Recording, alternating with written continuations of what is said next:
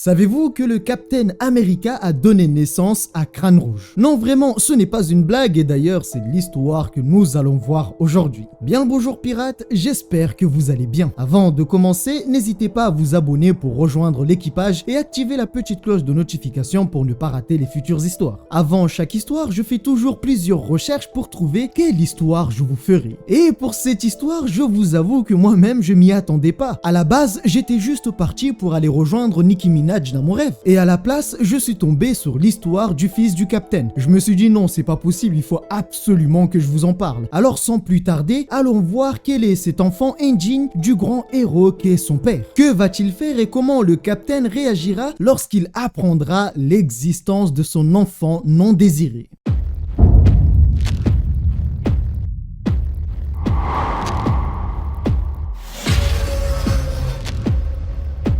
Nous sommes sur la Terre 1610. Alors ces événements se passent 3 semaines après les événements d'Ultimatum. Des événements que nous verrons peut-être plus tard. Beaucoup de choses se sont passées comme le fait que Nick Fury a perdu sa place au sein du Shield. Et une autre personne a pris sa place. En parlant de Nick Fury, ce jour-là, Hawkeye était venu voir notre bon vieux Fury. Étant donné qu'il était désormais au chômage comme moi, Hawkeye était venu le voir pour lui faire une offre. L'affaire concernait un dossier appelé Captain America Gone Rogue. Et le dossier de cette affaire allait devenir public. Danver, qui était désormais la directrice du Shield, avait besoin de Fury pour diriger une équipe appelée Black Ops dans le but bien sûr de conclure cette affaire. Alors Fury demandera ce qui s'est passé. Hawkeye lui apprendra que le Capitaine avait connaissance de l'existence de Crâne Rouge. Mais alors comment les choses en sont arrivées là? Et comment le Capitaine a découvert que Crâne Rouge était son fils? Eh bien, un jour avant que Hawkeye vienne voir Nick Fury, Hawk et le Capitaine étaient en mission pour récupérer les plans de construction du cube cosmique volé dans le bâtiment Baxter. Et comme toujours, ils font tout à l'extrême. Explosion, destruction, crash et tout ce qui finit par boum. Toujours dans la folie des grandeurs, le Capitaine prendra la décision de sauter sur le deuxième hélico. Il neutralisera les membres à bord avant que n'apparaît devant lui Crâne Rouge. Et Crâne Rouge le massacrera. C'était la première fois que le Capitaine le rencontrait et l'affronter. Alors Crâne Rouge l'attrapera et lui demandera s'il sait qui il était. Et lui dira même que peut-être il se demandait comment il a pu se faire démolir à ce point. Puis se collera à lui et lui murmurera des paroles. Certainement pour lui dire coucou papa, ça fait plaisir de te revoir. Bon, j'imagine que ce n'était pas comme ça, mais vous avez compris. Après ça, il le jettera de son hélico et lui dira d'aller jouer sur le trottoir. Lorsque Hawkeye vit son ami dans une situation compliquée, il abandonne la mission et part aider son ami sans parachute. Et pour s'en sortir, il activera celui du Capitaine. Arrivé au sol, Hawkeye lui demandera ce qu'il s'est passé. Avec qui s'est-il battu pour se retrouver dans un tel état? Le Capitaine lui dira que cette personne a dit être son fils. Des retrouvailles plutôt compliquées, mais ça reste des retrouvailles. Mais alors vous me direz cette fois-ci, quand est-ce que le Capitaine a merdé? Ah ben oui, c'est bien tout ça, mais il a fait une connerie à un moment donné. Bon, j'avoue, j'abuse en mettant toute la faute sur le Capitaine. Et il faut avouer quand même que ce n'est pas de sa faute. Tout a commencé à Brooklyn en 1945. Le Capitaine était tombé sur une belle femme qui ne cessait de le flatter. Et ce jour-là, le Capitaine a merdé. Pas besoin de raconter ce qui va se passer, la suite appartient à l'histoire. 4 mois plus tard, le Capitaine avait disparu et était déclaré mort. Après avoir fait un test de grossesse, celui-ci était revenu positif. Et l'enfant devait naître au printemps. Et alors que tout le monde pensait que le Capitaine était mort, il fallait prendre soin de son enfant. Le département prit donc la décision de transférer la mère de l'enfant dans un refuge. Elle serait payée pour le désagrément et une famille appropriée avait déjà été sélectionnée pour l'enfant. À cet instant, elle ne comprenait pas vraiment car elle n'avait jamais dit vouloir donner son enfant ou même l'abandonner. Mais vous aurez compris, comme toujours, la décision a déjà été prise. Par contre, ils avaient menti sur un point. L'enfant n'avait pas été adopté. Ils ont voulu refaire le projet Super Soldat car Steve était le seul succès de cette expérience. Et cet enfant était pour eux une nouvelle occasion de refaire un nouveau Steve Rogers. Et durant sa jeunesse, l'enfant a montré des capacités assez incroyables. C'était un génie, un fin stratège et qui aimait apprendre. Là où il excellait le plus était l'activité physique. Ils ont commencé à le faire courir contre des athlètes professionnels et après quelque temps contre des machines, des véhicules. Malgré cela, ce n'était toujours pas assez. L'enfant était trop fort. À l'âge de 14 ans, il avait déjà surpassé son père dans tous les domaines. Il était bien plus fort que lui. Mais quelque chose n'allait pas avec cet enfant. Il ne se plaignait jamais et était surveillé par 24 psychologues pour qu'il soit le plus optimal possible. Durant des années, il n'avait jamais pensé à s'échapper. La raison était simple. Il était très intelligent. Il voulait être sûr que tout soit parfait pour qu'une fois où il passerait à l'acte, que ce ne soit pas un échec. À 17 ans, lorsqu'il comprit qu'il était assez grand, il élimina tous les hommes qui s'occupaient de lui. Pas que, puisque pour sortir, il a tué 247 personnes dans le complexe où il se trouvait. La colère de 17 années, il a tout libéré en un seul jour. Après avoir massacré tout le monde, il prit un couteau de cuisine et s'est arraché le visage pour se débarrasser du visage que son père lui a donné. Il ne voulait plus être comparé à son père. Ainsi est né Crâne Rouge, le fils de Captain America. Bien, maintenant, nous pouvons revenir dans le présent pour voir à quel point le Captain est traumatisé de cette nouvelle. Après ce qui s'est passé, Tony est venu les escorter. Il se trouvait près de New York. Après quelques instants, il prit la décision de partir. Il neutralisera Hawkeye et les agents sur place avant d'ouvrir un passage. Enfin, exploser la partie aile gauche de l'avion pour prendre la fuite. Il plongera dans l'eau et disparaîtra. À ce moment-là, Hawkeye et son groupe perdront le contact avec lui. Les 4 fantastiques viendront voir la directrice Denver pour l'informer de l'importance des matériels volés dans le bâtiment Baxter. En plus de gérer une affaire grave de vol, il fallait aussi gérer le Captain. Et pour cette affaire, la seule personne qui pouvait faire cela était Nick Fury. Voilà, maintenant vous savez ce qui s'est passé et pourquoi Nick a été recruté. Alors bien sûr, tout ça avec beaucoup de haine, car Denver n'appréciait pas vraiment Nick et le considérait comme étant un criminel pour ses actions. Et toujours d'une manière décomplexée, Nick leur dira de prendre place afin de trouver une solution à leurs problèmes. Et Nick leur apprendra que cela faisait longtemps que Crâne Rouge agissait en tant qu'assassin. Il était apparu au Vietnam et jouait un rôle assez important durant la première guerre du Golfe. Bien sûr, toujours sous les radars et durant 10 ans, personne ne l'avait vu jusqu'à aujourd'hui.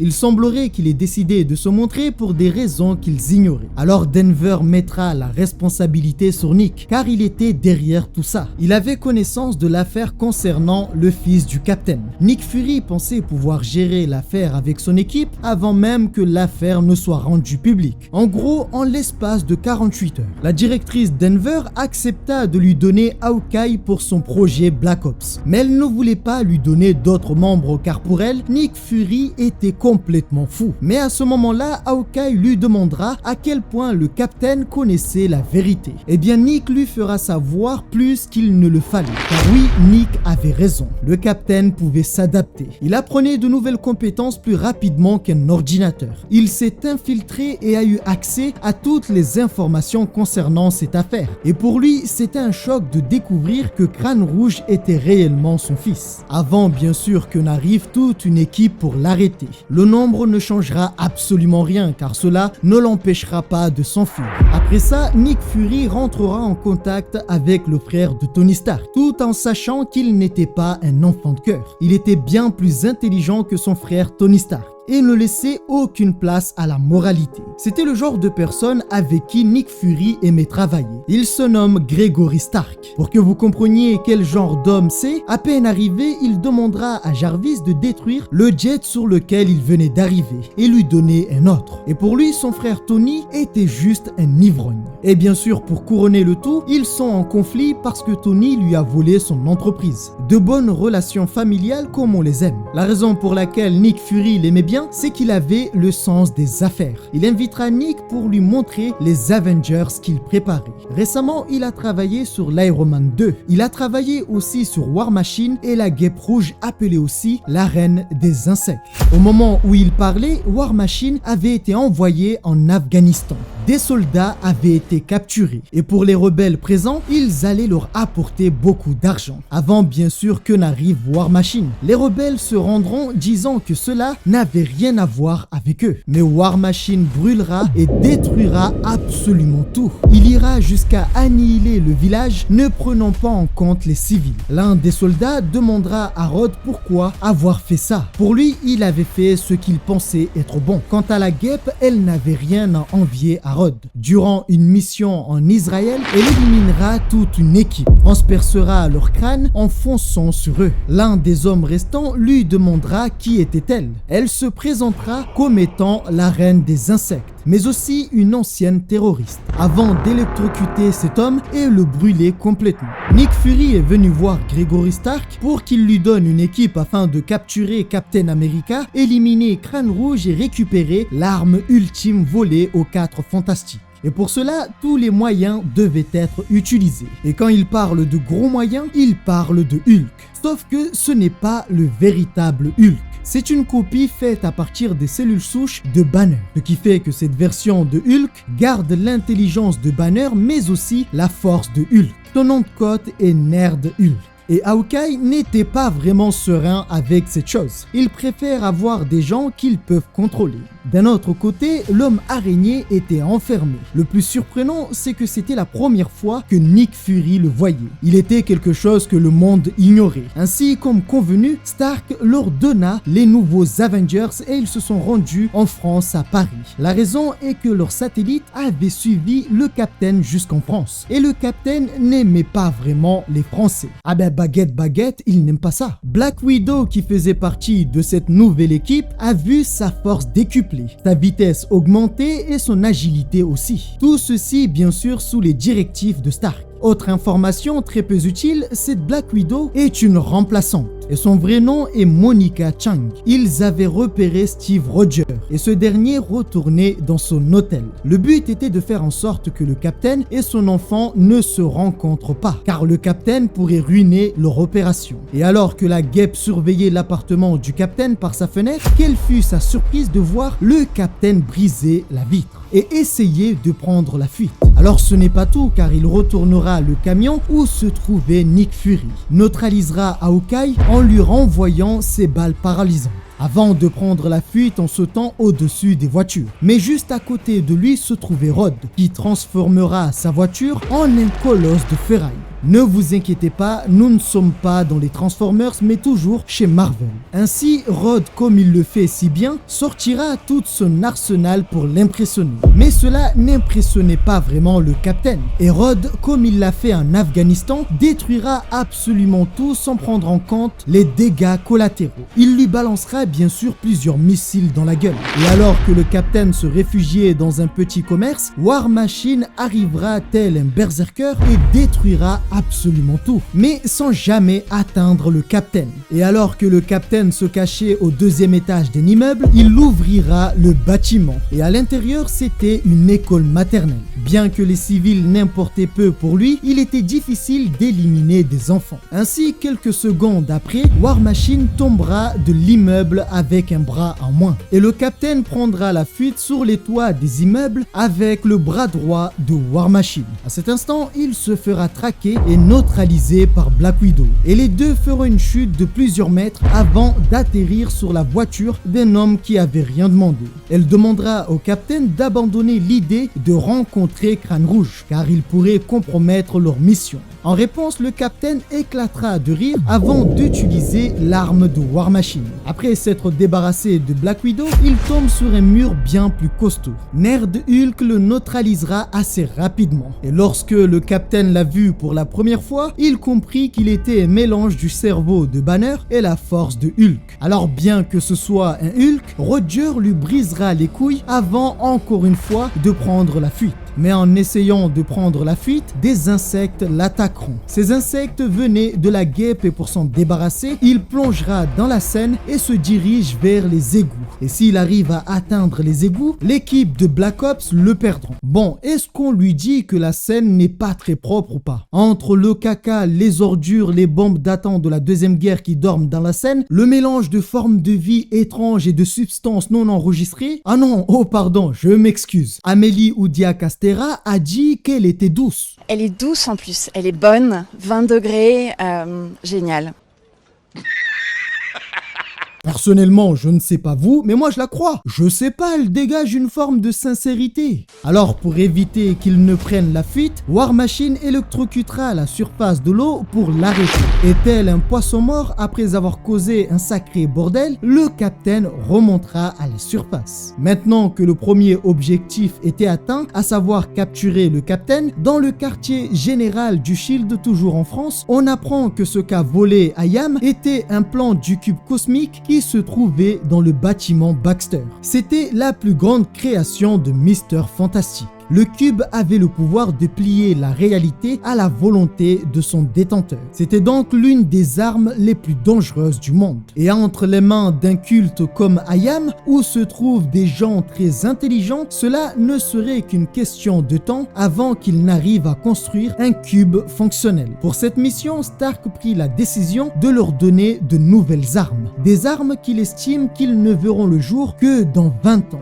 D'un autre côté, en Alaska, Crâne Rouge étaient venus voir comment avancer leur plan avec le cube. Avec celui-ci, ils veulent modifier la réalité, modifier la société et le monde à leur image. Mais à cet instant, Crâne Rouge changera de plan. Il voulait le cube et pour cela, il décide de tuer le commandant suprême. Alors vous allez voir que cet enfant n'est pas bien dans sa tête. Et d'ailleurs, je me demande comment le capitaine a pu donner naissance à un tel enfant. Et pour vous dire à quel point il est vraiment dérangé, Nick Fury ne peut plus l'oublier à cause de tout ce qu'il avait fait. Il y a longtemps de cela, lorsque Crâne Rouge était toujours actif, durant l'affaire Nikolai Laskov, Laskov était un militant en Géorgie. Et sur la demande d'un de ses ennemis, Crâne Rouge le prit en otage, lui et sa famille. Ce jour-là, il donna un choix à la femme de Nikolai Laskov. Soit elle choisit son mari, soit la survie de leur enfant. Et pour cela, il lui donna des ciseaux assez grandes afin qu'elle puisse faire son choix. Cela a pris 1 heure pour qu'elle prenne sa décision.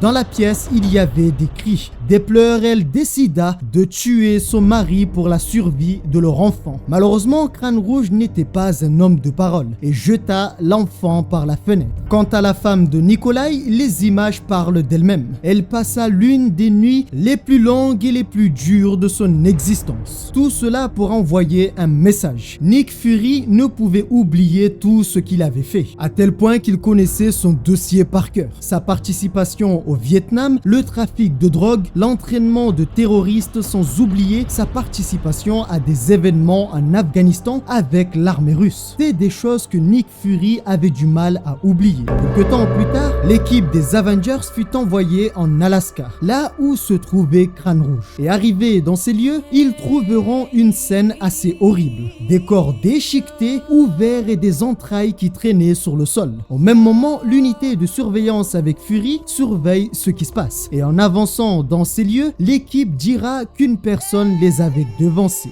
Devant eux, une personne leur dira que c'est lui, Crâne Rouge. C'était lui qui était derrière tout ça. Alors bien sûr, sans hésiter, ils sortiront leurs armes et videront leur chargeur sans retenue. Mais aucune balle ne pouvait l'atteindre. Et Crâne Rouge se permettra même de leur dire qu'il y a 1 heure, ces balles l'auraient certainement tué. À cet instant, Black Widow comprit que leur calcul n'était pas bon. Nick Fury et son équipe avaient estimé pouvoir finir cette mission sans qu'un cube fonctionnel ne soit construit. Malheureusement, ils avaient tort. Crâne Rouge avait réussi à construire le cube cosmique plus tôt que prévu.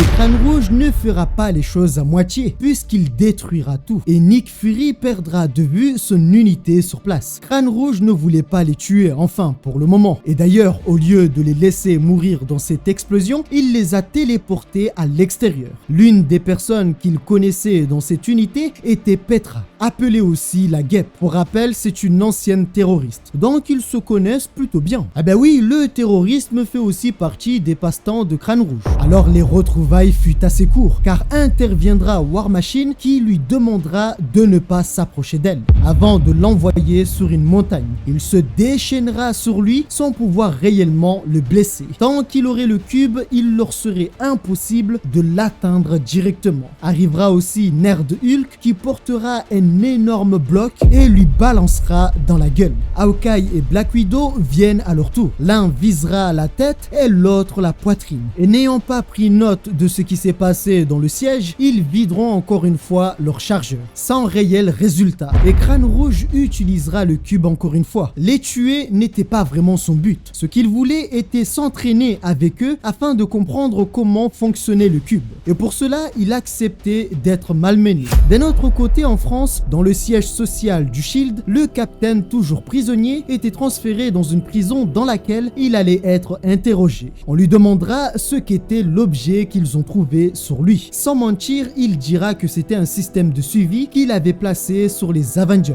Il n'avait aucune idée de l'endroit où son fils était enfermé. C'est pourquoi il a placé des traceurs sur leurs hommes. Et les menottes qu'ils avaient utilisées pour le limiter n'étaient pas vraiment un problème pour lui. En plus de s'être libéré, il mettra KO les gardes, avant de leur faire savoir qu'il ne rigolait pas et qu'il voulait vraiment retrouver son fils. Les gardes se rendront, mais cela n'était pas suffisant pour lui. Il se rendra dans l'un des hangars de la base, neutralisera les agents sur place et pour couronner le tout, il ignorera un message des agents qui dit que ces avions n'étaient que des prototypes. Même allumés, il se pourrait que les propulseurs explosent. Ces avions étaient de nouvelles technologies. C'était un croisement entre des avions de chasse et des téléporteurs. Une technologie qui leur permet de se téléporter, mais qu'ils ne maîtrisaient pas encore. Bien sûr, connaissant le Captain étant un homme raisonnable, il ne montera certainement pas dans ses avions. Tatati, tatata, non, moi je dis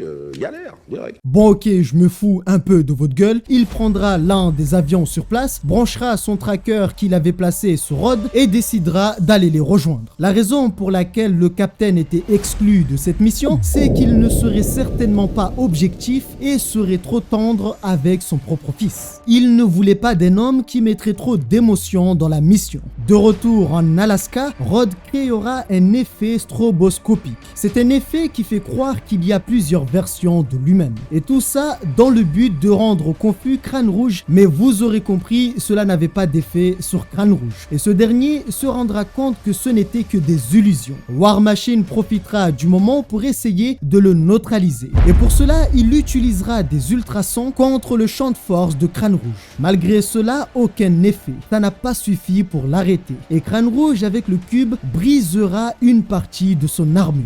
Lorsque Gregory Stark vit tout ça, pour arrêter Crâne Rouge et le cube, il propose d'utiliser l'arme atomique contre lui. Mais au même moment, un avion supersonique venait de se téléporter à Berlin. Il lui restait encore 3 sauts avant d'arriver vers Crâne Rouge. Il contactera donc Nick Fury et lui demandera de lui donner 5 minutes pour arranger tout, avant de tout faire exploser. Alors le Captain rigole zéro. Il apparaîtra à Prague et détruira absolument tout sur son passage. Car oui, certes, on peut se téléporter, mais on ne contrôle pas forcément les lieux de téléportation. Il faut avoir des coordonnées précis, ce que n'avait pas le Captain et surtout, il n'avait pas le temps pour ça. Eh bien, voyant le problème qu'était le cube, Nerd Hulk essaya de s'approcher de Crâne Rouge tout en sachant qu'il pouvait le brûler sur place et le réduire en cendres. Il réussira à s'approcher de lui et attraper le cube. Mais en réalité, ce n'était qu'une illusion, car Crâne Rouge profitera du moment pour s'amuser avec lui, avant bien sûr de l'envoyer rejoindre le Père Noël. Concernant Rod, il le détruira complètement car ce dernier possédait une bombe nucléaire en lui que pouvait activer Gregory Stark.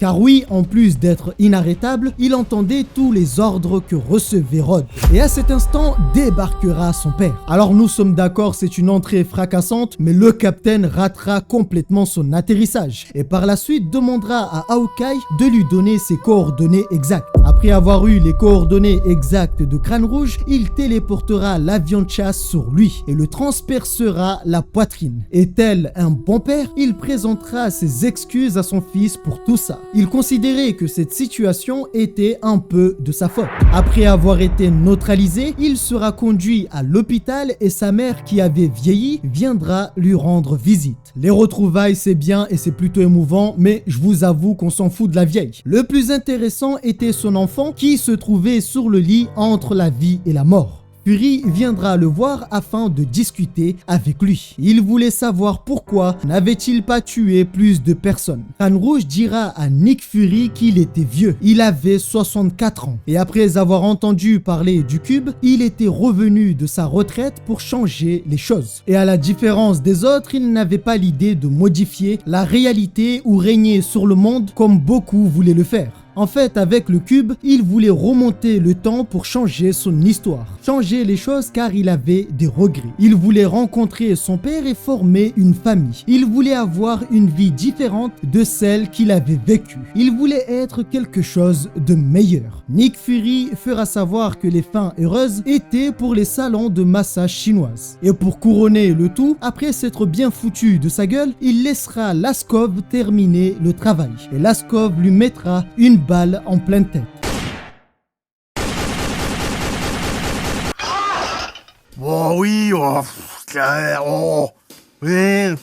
Pour rappel, Laskov est la femme que Crâne Rouge a forcé à choisir entre son mari et son fils. Avant de tuer son fils, il a laissé entre les mains sales d'hommes peu recommandables. Alors vous penserez que c'est la fin, mais pas vraiment, car il y a d'autres révélations bien plus importantes. Gregory Stark avait compris que c'était Nick Fury qui avait fait sortir Crâne Rouge de sa retraite. C'était lui qui l'avait engagé. Le but de Nick Fury était de récupérer son ancien poste. Et pour cela, il voulait leur faire comprendre quelle était son importance dans l'organisation du Shield, en ouvrant bien sûr le drame de Crâne Rouge.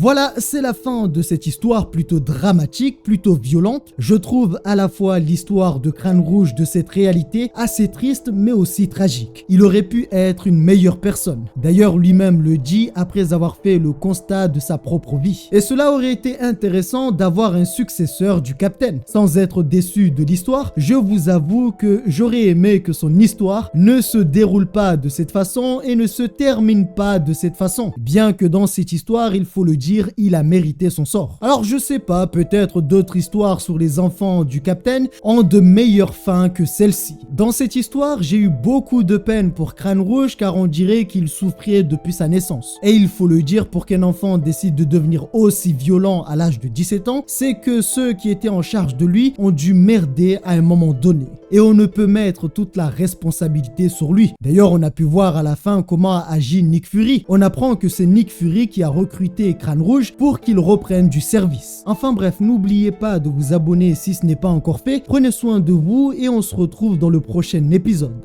Ciao!